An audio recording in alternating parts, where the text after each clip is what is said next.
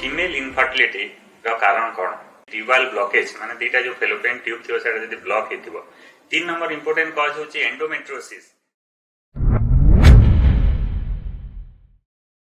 आपण समस्त को नमस्कार, मु doctor Shakti Kumar Tripathi fertility specialist. आज आम कथा हेबा जो फीमेल इनफर्टिलिटी कारण कौन। तो फीमेल इनफर्टिलिटी मुख्य कारण होची PCOS जोटा को हम एन ओव्युलेशन बोली कहि थाउ जोथे एकटा रिलीज हे पार न थाए। सेकेंड इंपोर्टेंट कॉज होची ट्यूबल ब्लॉकेज माने दीटा जो फेलोपियन ट्यूब थी सेटा जदी ब्लॉक हेतिबो। 3 नंबर इंपोर्टेंट कॉज होची एंडोमेट्रियोसिस। तो चॉकलेट सिस्ट बोली आपण जानिथिबे। ता सहित आपण गर्भाशय जो असुविधा माने अछि इमती आपण फाइब्रॉइड हला एंडोमेट्रियल पॉलिप हला एटा होची मुख्य कारण।